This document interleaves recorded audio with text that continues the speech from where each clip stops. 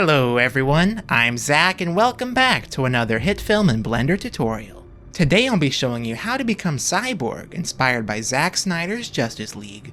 We'll use Blender to track a 3D model onto Tom's head, and we'll composite the rendered result for free in HitFilm Express with no add-ons. I'd recommend getting familiar with Blender before following along, so be sure to check out the other Blender videos on this channel linked in the description.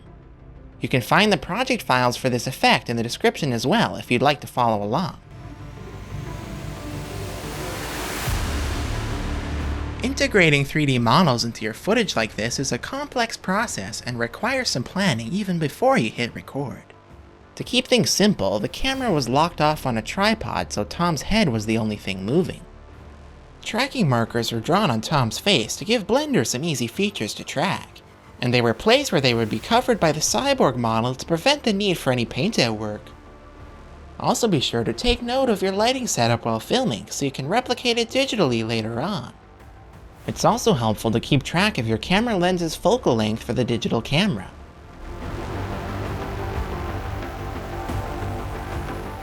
To work with our footage in Blender, we'll first have to convert it to an image sequence. I'll import the video clip into HitFilm Express, and before exporting, I'll add some more contrast with the curves effect to help with the tracking. Create a new folder and export the clip as a PNG image sequence. Start a new Blender project using the VFX workspace. This part of Blender's interface may be unfamiliar to you if you've only used it for modeling. Load in your image sequence, then click Set Scene Frames to make the Blender timeline the same length as your video. Set the project resolution and frame rate to match your footage, then set the color management profile to standard so Blender doesn't alter the colors. Click the Prefetch button to load the frames into RAM, similar to HitFilm's RAM preview. We aren't tracking the camera, so create an object instead. I'll set the tracker type to a fine. This will allow the trackers to be distorted so they can better follow the movement of Tom's face. Enable Normalize so Blender tries to ignore any lighting changes. Also try changing the track match type to previous frame, so Blender doesn't stop tracking when the feature appearance changes over the course of the shot. Use Control-Click to place a tracker on your video, then press and hold the E key, dragging your mouse to either track forward or track backward. Whoa, that was fast. To better monitor the tracking process, I'll set the speed to double so it doesn't complete instantly.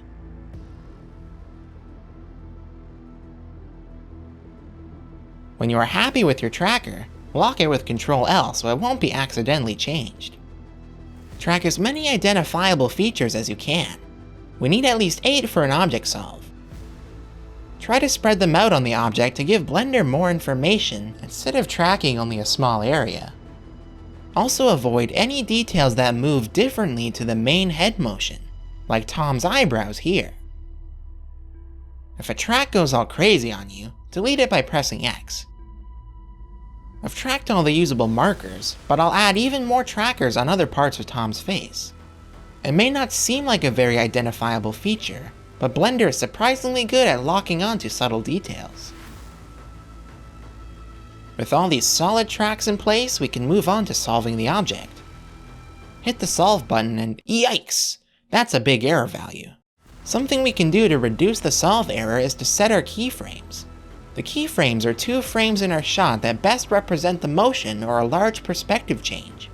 I'll set my A and B keyframes before and after Tom turns his head. Hit Solve again, and there. Much better. Before we move on, make sure to enter the focal length of the lens you used. Now hit Solve again. Blender gave us an even lower error. Great! If your error value got a little higher, that is still okay, as the correct focal length is more important than a slightly higher error. If your solve error is much higher than 1, you may need more trackers. Your tracks might be too jittery or tracking incorrect movement like Tom's eyebrow, or you may have the incorrect focal length. Regardless of what Blender thinks the error is, it's worth checking out the result anyway, as it could still be very usable. Before we apply this track to an actual 3D object, we should reposition our camera. The object will be moving relative to the camera, so it'll make our scene easier to understand if the camera is looking in the right direction. I'll add a new layout workspace so it's easier to work in 3D. Then I'll center the camera and move it into roughly the right position. Now that our camera's in place, we can go ahead and click this button to create a 3D mesh representing our trackers. Also click the Set as Background button so we can see our video footage through the 3D camera. If you scrub the timeline, these points aren't moving. To fix this, add an Object Solver constraint, selecting the camera and object we created. Make sure to click the Set Inverse button to realign the object. There! I'll select the camera and increase the opacity of the background images so they aren't transparent. To get a better idea of how good our track is, go into Edit mode with the Tracks object and fill the points with a convex hull. In the object settings, I'll set it to display as wire, but I'll also disable it from showing in renders. Nice! Our track appears to stick right onto Tom's face.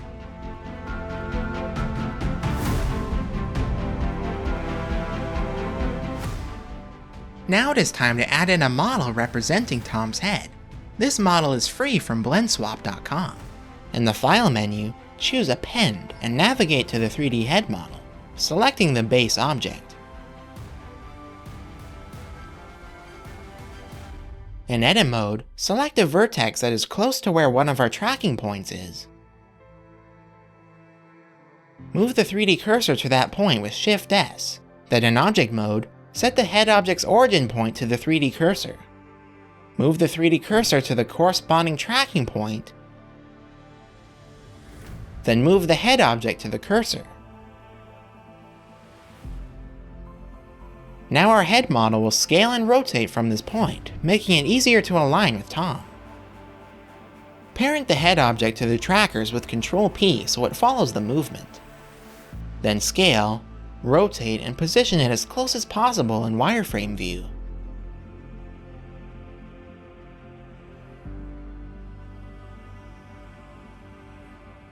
Of course, this isn't an accurate model of Tom's head, so it won't line up perfectly.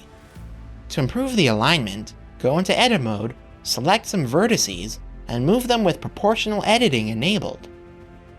You can adjust the radius that your movement affects with your scroll wheel. If some parts of the mesh are distracting to look at, you can hide them with a mask modifier. Add a new vertex group and in Edit mode, select all and hit Assign.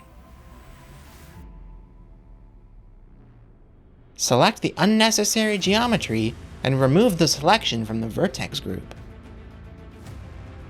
Choose this vertex group in the mask modifier to see the effect. Make sure to disable this modifier from rendering. Keep selecting and moving things until the model matches your actor's face. You may want to go to another frame on the timeline to see the scene from a different angle.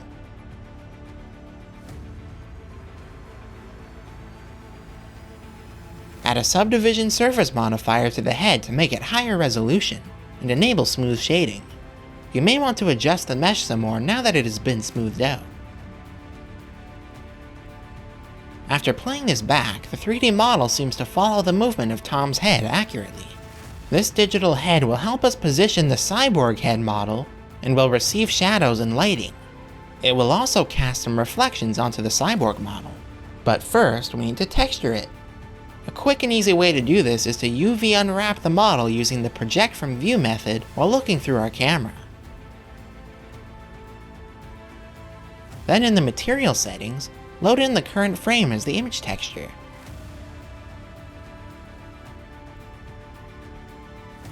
From the camera view, the texture looks right. Just don't rotate around too far. Ugh.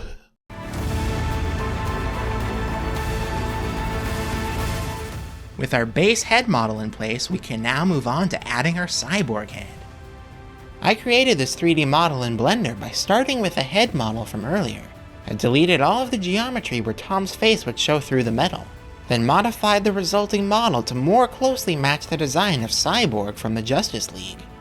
I used some image textures from cc0textures.com to add more detail to the metal material, making some parts rougher and less reflective than others. The Cyborg eye has a few different materials to make the center glow red, and the outside glow and look like glass. This model is available for download in the video description. Similar to before, align this model to the head by moving the origin point.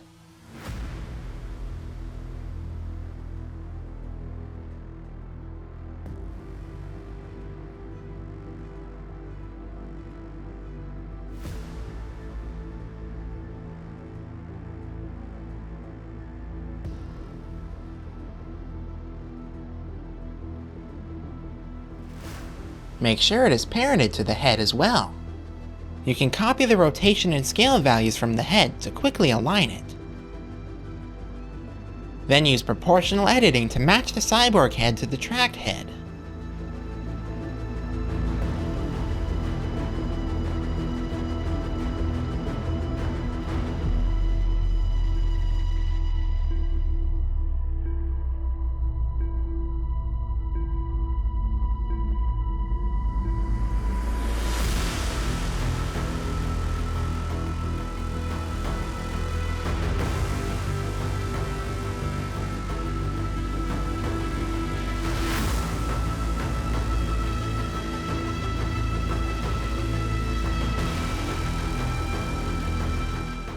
Cyborg's eye is a separate object, so it can be animated to match where your actor is looking. Hide the other objects and go into wireframe view. You can now insert keyframes for the object's rotation from the right-click menu. You may need to reposition the eye object after rotating it. Now that our Cyborg head is tracked in, we need to add some lighting to match our video footage. I'll set the render engine to cycles as it is more realistic, and I'll choose GPU compute, as rendering on my graphics card will be much faster than rendering on my CPU. I used 3 different area lights to approximate the lighting setup seen in the video. There's a key light hitting Tom from the front, a fill light being reflected onto the side of Tom, and a backlight on the other side of Tom. Fine-tune the position and intensity of these lights in rendered view.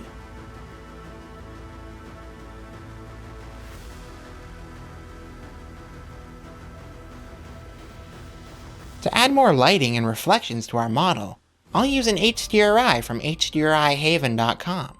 Since this green screen footage will later be composited into a dark cityscape, I'll use HDRIs that look similar. I actually mixed 2 HDRIs together to get the city lights from one and the cloudy sky from the other. You can adjust the brightness of each background image with the strength slider on the background node, and can combine them using a mix shader node. These reflections really make our metal Cyborg head look much more interesting, and will add to the realism by integrating it with the city background later on.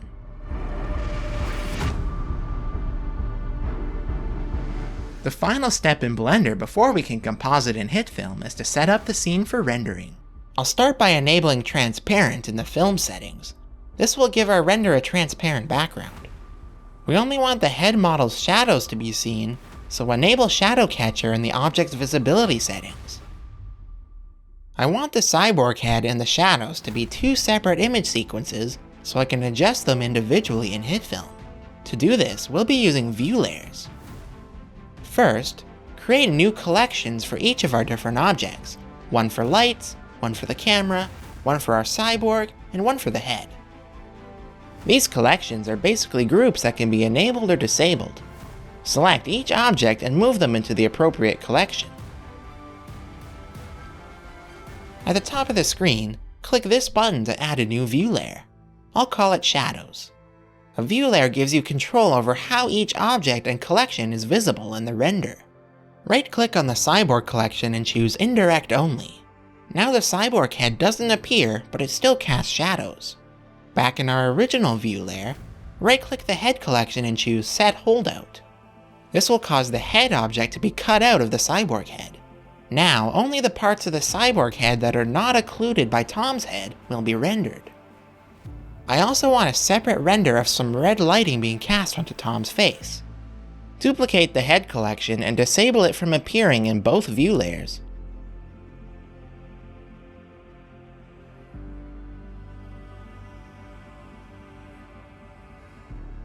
create a new view layer, disabling the shadows and enabling the lighting.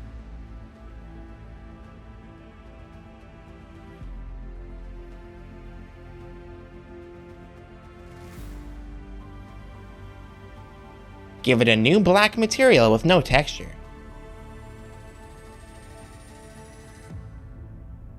Also make sure to disable Shadow Catcher.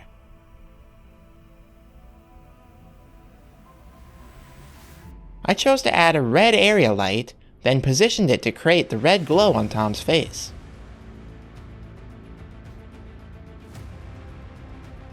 Make sure it is parented to the head as well. Adjust the material roughness until you like how the red reflection looks. Disable the main light collection from this view layer, so only the red light will be visible. I also chose to set the Cyborg collection as a holdout. This object is still receiving reflections from our HDRI, so we'll have to render it out separately with our HDRI disabled. Another detail I chose to add is an additional red light, this time a point light, parented to the Cyborg eye object. The radius and intensity were turned way down so it would only add a small red reflection onto the metal cyborg. To render all three of these image sequences, first disable compositing in the post-processing settings. You can now select your file type and create a folder for each image sequence where we will render each view layer individually. You can test the render by going to Render, Render Image. You should see each view layer render separately. We'll start with the main view layer, so in the view layer properties, enable Render Single Layer. Before rendering, I chose to set the color management back to Filmic to reduce the contrast and give more color information to play with in HitFilm. Increasing the render samples will produce a cleaner, less noisy result at the cost of render time.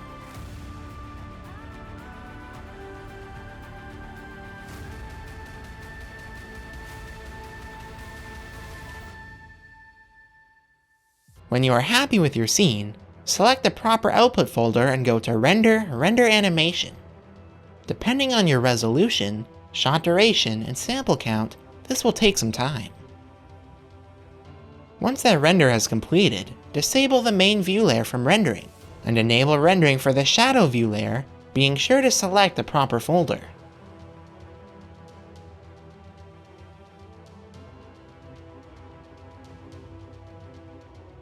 Once that render is done, isolate the lighting view layer, disconnect the HDRIs, select its folder, and render again.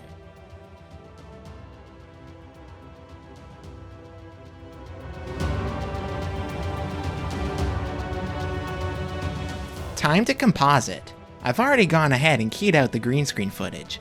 Click the card on screen to learn how to remove green screen in HitFilm Express. Import the three image sequences and drag them onto the timeline above your video footage. I'll start with the shadows, then place the red lighting with the blend mode of Add, then end with the Cyborg render. Because our 3D model didn't line up with Tom perfectly, the lighting and shadows hang off the edge a little. This can be easily fixed with the Set Matte effect, sourcing the alpha of the keyed video footage.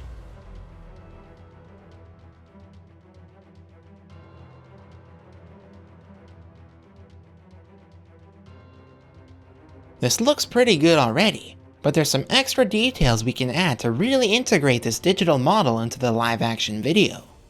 To make the cyborg head seem like it was actually filmed with Tom, I'll start by adding a curves effect. The dark areas of Cyborg are currently too dark compared to Tom in the footage, so I'll drag up the bottom point in the curves effect to make it brighter.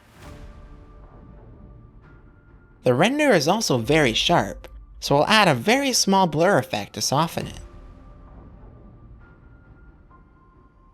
That's a little too soft, so I'll add a subtle sharpen effect.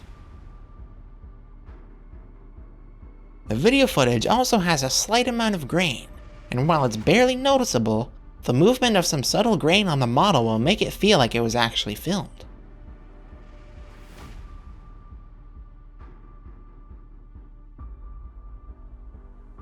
I also ended up using some more color correction effects to match the footage further.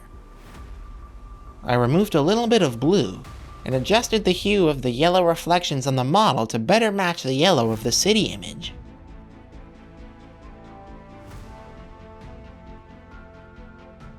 The red lighting on the face is a little too intense, so I'll soften it with a blur and dial back the intensity with a curves effect.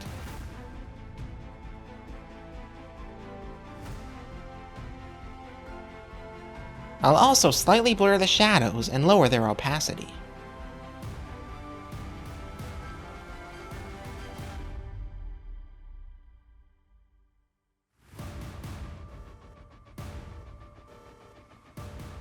Let's add some movement and depth to the shot so it isn't so static.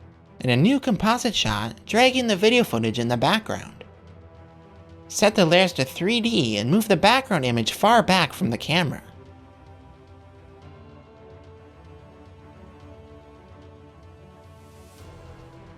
Scale it up so it fills the frame. Now we can add a subtle camera movement, showing some parallax as the background is farther away from the camera than Tom. To finish off the composite, I'll layer up some light wrap effects to blend Tom into the background.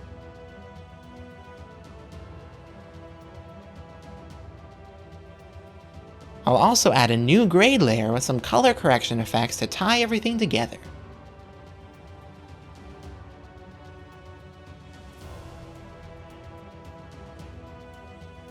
And that's how you can create your own Justice League Cyborg effects in Blender and HitFilm. Feel free to explore the project files provided in the video description, and to leave a comment if you have any questions or if you learned something new. Tune in next week for another Justice League themed effect. Subscribe for more tutorials like this, and be sure to give this video a like. See you next time! I'm done. Ah! Don't wear tape.